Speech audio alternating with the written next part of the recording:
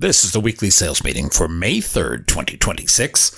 My name is Chris Fleming. You can reach me at chris@cdmediaconsulting.com or go to our website at cdmediaconsulting.com. Today's topic, stop waiting, start winning. Most sellers lose because they wait too long. They wait for better leads. They wait for easier clients. They wait for the market to pick up. They wait for motivation to strike. Waiting is a silent thief. It robs you of momentum, trust, income, and time you never get back. Professionals don't wait. They get moving. They know motion beats hesitation every single day. Think about it. The gym is full in January and empty by March. Why? Because people wait for motivation instead of leaning on discipline. Sales is the same. The difference between a good year and a bad year is not the economy or your boss or the product. It is whether you get up, pick up the phone, and do the work when you least feel like it. Discipline beats motivation. Habits beat hope. Action beats excuses. This is both now and always. Amateurs love excuses. Professionals have habits. While you debate whether to call that big account, your competitor is in that account's office right now having coffee. While you stall on sending the proposal, someone else hit send yesterday. When you wake up hoping for a miracle, they wake up and make it happen. One moves while the other waits. Any guess on who closes that business? Stephen Pressfield said in The War of Art, most of us have two lives, the life we live and the unlived life within us. Between the two stands resistance. In the sales department, the resistance is that voice saying, not now, you are not ready. Don't do it today, wait a little longer. You beat resistance with routine. The professional doesn't negotiate with that inner voice. We know the inner voice does not have our best interest at heart. We override it. We pick up the phone. We knock on the door. We hit send. The habit lives louder than the hesitation. Most sellers misunderstand what top producers do differently. It is not magic. It's not secrets. It is not luck. We work a proven process, and we work it daily. We sharpen our words. We qualify better and faster. We look for tells from the customer side. We follow up relentlessly. We ask better questions. We move conversations forward with purpose. We waste zero time hoping. Hope is a good girl's name, not a sales strategy. Ask yourself right now, what are you hoping instead of moving? Where are you telling yourself, I'll reach out next week instead of today? Where are you praying the client calls back instead of following up with purpose? Be honest, because that gap between what you say and what you do is where your results live. Close the gap to watch your income climb. Here's the other truth. Words matter more than most people admit. In the sales process, your mouth is your money. It prints trust or triggers doubt. It opens doors or slams them shut. It is your sharpest tool and your dullest excuse. Professionals know every word counts. We say agreement, not contract. We say investment, not cost. Let's, not you should. Words shape perception. Perception shapes trust. Trust gets your sales agreement to the finish line. Buyers are not looking for more information. They're drowning in information. What they crave is clarity. They want simplicity. They want a guide they can trust. Someone who speaks their language and cuts through the clutter. In a world of chatter, clarity is your edge. So cut the fluff. Use fewer words, but stronger ones. Say what matters and shut up about the rest. Small tweaks change big outcomes. Don't say quote, use proposal instead. It is not cheaper, but it is more cost-effective and more efficient. It is not a sales package, but a customer traffic plan. These swaps feel small, but they change the temperature of the room. They reframe risk into value. They tell the buyer, you know what you're doing. And it lowers the customer's resistance without lowering the price. That is real power. It displays real value. Now let's talk about follow-up. Most sellers fail here. They reach out once, maybe twice, and then they get shy, or they get busy chasing the next shiny thing. The stats are brutal. 80% of sales take 5 or more follow-ups, but nearly half of sellers quit after one. Read that again. Half of the field taps out after the first try. No wonder a handful of sellers close most of the deals. They stay in the game longer. The sales world is full of people who lack the discipline of persistence, but only for a short while. Real professional sellers follow up like clockwork. We don't stalk our customers, but we follow up with purpose and intent. We don't beg for attention. We follow up with real customer value. We send a relevant article. We will share a fresh idea. We ask sharp questions. Each touch point keeps us in the frame while others fade out. Visibility is not luck. It is intentional contact. Buyers reward presence. They forget silence. In fact, they will downright ignore it. What is stopping you from building a strong follow-up cadence right now? You have a calendar, you have reminders, you have a phone. Use them. Touch every active deal weekly. Nudge stalled deals back to life. Set reminders for every proposal sent. Never let a deal die from neglect. If you lose because the buyer chose someone else, not because you ghosted yourself out of the game. Imagine your pipeline as a garden. If you don't water it, weeds take over. If you don't tend it, it withers. Professionals weed, water, and harvest daily. Amateurs glance at it once a month and wonder why it is empty. Be the gardener, not the dreamer.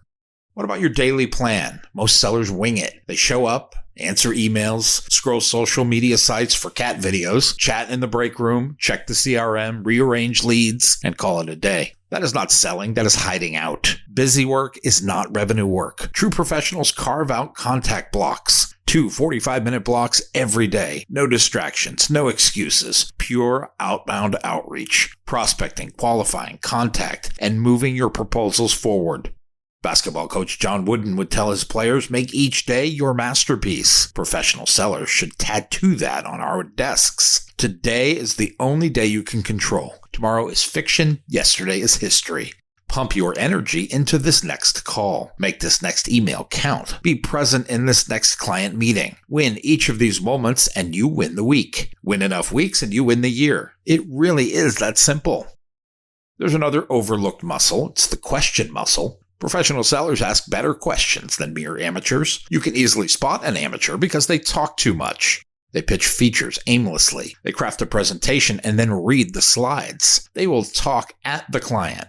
The difference is the professional will ask probing questions. Then we zip it and listen to the answers. We will uncover real pain points and hidden opportunity. When we present, we will get the buyer to say, that is exactly what I need. That is when the close writes itself.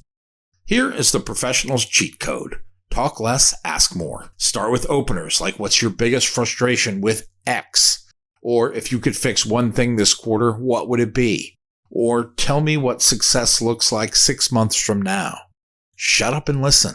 Take notes. Use their words to later frame your solution. That is not manipulation. That is smart selling. Now combine good questions with sharp language and consistent follow-up.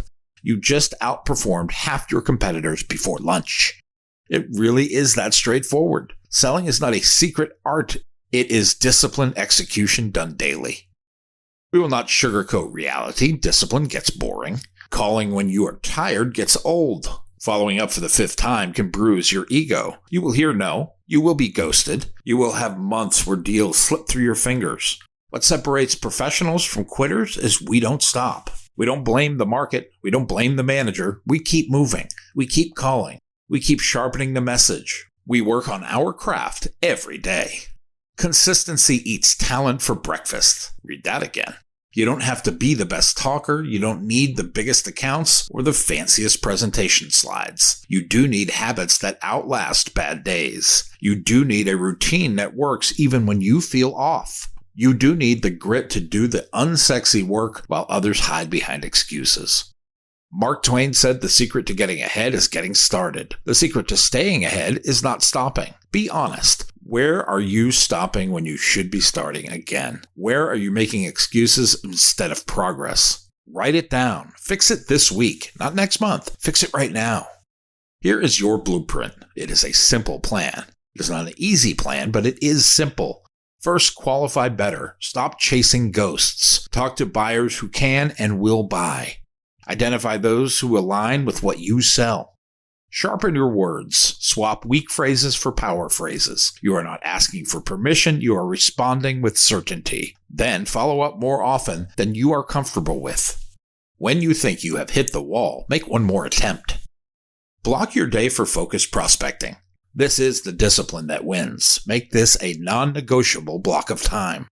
Learn to ask better questions. Lean into your customer's business category. Ask your questions, but listen twice as much as you talk, and then put yourself in motion. Keep moving, especially when it feels hard. Your habits can carry you on days when you don't feel quite like 100%. This is the stuff that separates order takers from trusted advisors. It is not a mystery. It is not rocket science. It is a choice. Nostalgia is not a plan. Hoping is not a strategy. Wishing it were easier is a dead end. The market does not care about your feelings. It rewards the seller who accepts the truth, adapts to it, and accelerates anyway. You control more than you think. You control how many people you talk to today. You control how clear your message is. You control how often you follow up. You control how disciplined you stay. No one can stop you from picking up the phone, refining your script, or improving your next call. If you want different results, show up differently. Abraham Lincoln said, "If I have 6 hours to chop down a tree, I will spend 4 sharpening the axe." For sellers, your axe is your message. These are your questions. It is your tone of voice. It is your mindset. Sharpen it daily. Dull blades make you sweat more for less wood. Sharp blades cut fast and clean.